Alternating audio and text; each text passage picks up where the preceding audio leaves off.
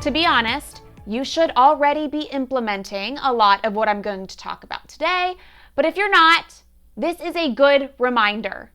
You need to be doing these 5 things that I'm going to talk about to see PR success. If you're somebody who pitches the media and you're not getting a lot of attention, you're not getting a lot of bites, whether it be wanting to be a guest on a podcast or contribute to an online media outlet, these tips will help you.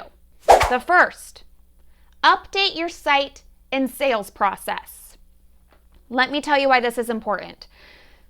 Mainly because it drives me nuts when people expect a publicist or a PR agency to handle their sales process. PR is not sales, sales is not PR.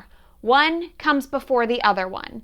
So, if I'm going to bring you leads by getting you featured in the media, you need to be prepared to convert those leads. I hate it when people say, oh yeah, we did PR, but it didn't work. Well, if you're getting media attention, then it worked. What happens after that is on you. Is your site set up and ready to convert? I'm not saying just throw up a website. Is it easy to navigate? Do people know what to do once they get there? Do you have somebody ready to hop on the phone?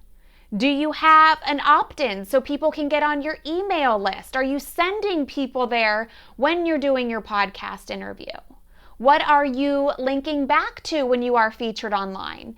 Is it a generic homepage of a website, or is it a specific blog post that has a specific call to action? Make sure your website is set up to convert those leads into sales, because if not, what is the point? I had a client once before, and every time they were in the media, they would pay attention to their Google Analytics. First mistake is doing this. Yes, it's nice to track every little thing through Google Analytics, but sometimes it's impossible. I can't tell you how many times I see something on TV or I read about it online and I Google it to find it later. Or I find them on Instagram and then I click on their link in their bio on Instagram to find out more. Earning media and PR and this kind of exposure, it's very much a word of mouth thing. It's very much a referral thing. So it's hard to track clicks and things like that if you are looking to track ROI and PR, because it doesn't always work like that, especially today when we have so many different forms of media in so many different places. Bottom line, make sure wherever you are sending people, you are set up to convert. Number 2, be nice. I mean, I know that sounds ridiculous, but let me tell you what also is ridiculous. The amount of people who hire publicists or agencies or just business owners in general who think they are entitled to coverage, who think they deserve coverage, who think members of the media owe it to them to cover them the way they want to be covered. Listen, we all think our product and our service is the best thing since sliced bread, but so is the other guys. I mean, it's just silly and unrealistic to think you are so amazing that the media should be happy to cover you. And unfortunately, a lot of people have this outlook. They have very big egos and they think they are owed free coverage in the media. And for that reason, many people are not nice. They're not considerate. The number one way you can get coverage is by giving a journalist everything they want or they need on a silver platter. It's honestly not that hard. You just give them anything they want and anything they need on a silver platter, because you are making their job easier when you do that. And by you making their job easier, you're being nice, and they are more likely to come to you whenever they need anything in your realm of expertise. So stop acting like you are owed something, that they should do it for you, that you deserve to be there, because it's not a good look and it will not go over well. I promise you that. Number 3, focus on social media. as an expert. I'm not saying get on all the channels and post a bunch. I'm not saying that. I am saying if you pitch me and you want to be a guest on Become a Media Maven, what am I going to see when I go to your LinkedIn, when I go to your Twitter, wherever you are on social media, wherever you are active? What am I going to see when I head to your online platform of choice? Is it you setting yourself up as an expert in your industry? It sounds like it's pretty common sense, but I can tell you, I once had a client who wanted to build a big personal brand, only wanted national media exposure. But when I went to Twitter, which is a hotbed for journalists and members of the media, he was never tweeting about his expertise. He was never tweeting about his business.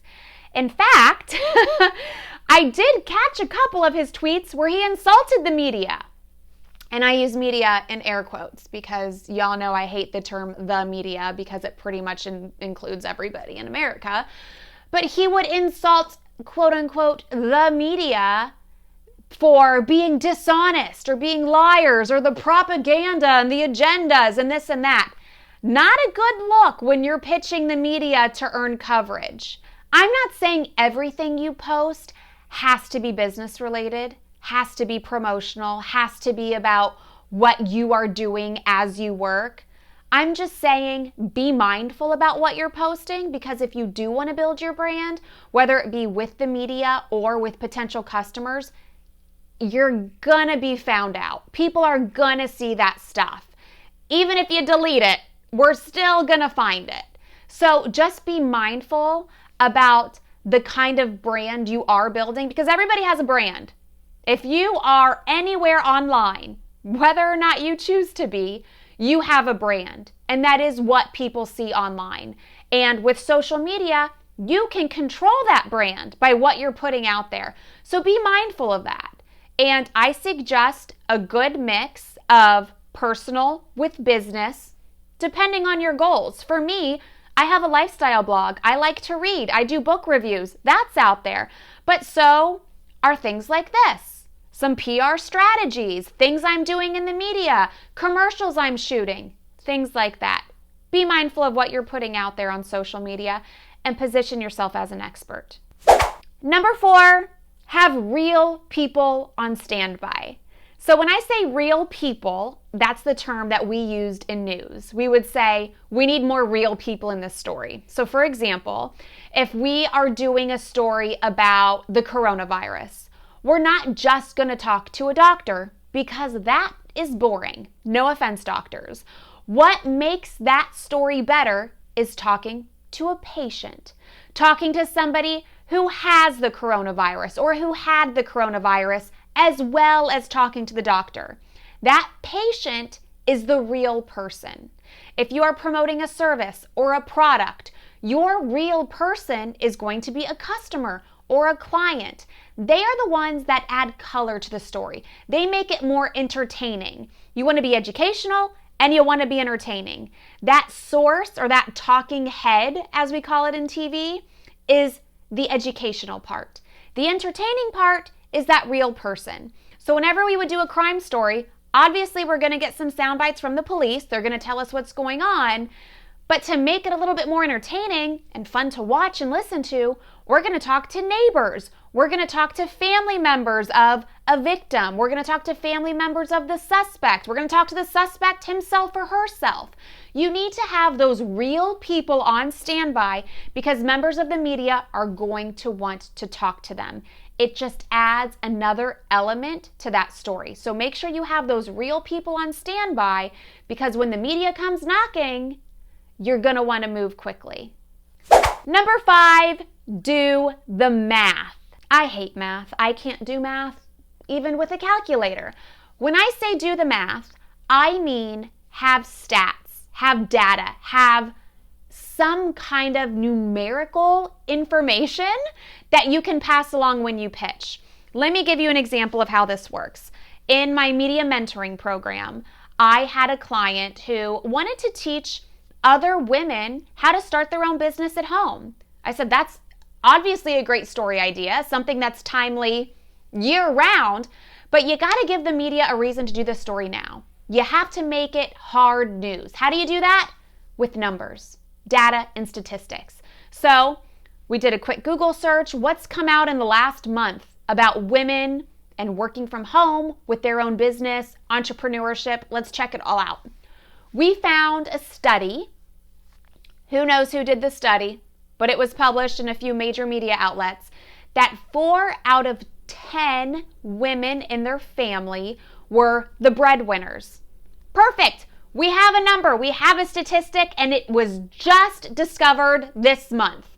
So we used that hard news, those statistics, and we put that into a story idea that said, hey, this is happening. People are already talking about this over here. Here I am. I'm doing it. I can give you tips. I can be the real person to this national study that everybody's talking about. That's how data and statistics work in news. Almost anybody can use numbers to make their story newsworthy by making it current. Why does the media need to do this story now? You get those numbers in there and you make sure they're current, and you're almost instantly newsworthy.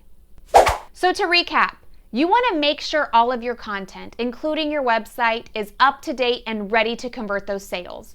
You want to remember to be nice to the people who are helping you when they really don't need to help you. You just do that by helping them. You also need to focus on social media as an expert. Make sure you are branding yourself as an expert. Have those real people on standby that can speak to your brand but not be your brand spokesperson. And then remember to have those numbers handy. These are things that you're going to want to be searching every other week because you want to stay current and you want to stay newsworthy. You got to give the media a reason to do that story now. If you have these 5 things in your back pocket and you are ready to share, in many cases overshare, when you hold back some things, it is going to cost you media coverage. You need to be able to share everything that they want to know, have it all ready to go, and you will be successful in PR with these strategies in 2021. If you have not already subscribed to this podcast or YouTube channel if you are watching, make sure you tap that subscribe button because I am bringing you tips, tricks, and strategies while talking to some of the best in the world on Become a Media Maven every single week. And if you want to check out that media mentoring program that I mentioned, you can find out more at mediamentoringprogram.com. This is a great source for people who want to hire an agency, but they don't have the budget. We basically work with you for 6 months to bring PR in-house, to teach you how to be your own publicist or to teach your team how to act as a publicist on your behalf. You work with my team directly. This is not a group program. It is just you and my team. You have unlimited email access, Voxer access. We build you media lists. We connect you with our contacts in the media. Basically, whatever you need, we will hand it to you on that silver platter that I mentioned for 6 months. We tell you what buttons to push and you push the buttons. So it's a great budget-friendly breakthrough if you are not ready to hire a PR agency. I will link to that in the show notes in the description of this video. Again, if you are on YouTube or you are on MediaMavenandMore.com. Thank you so much for watching / listening, whatever you are doing. I appreciate it, and happy December! We are almost out of 2020.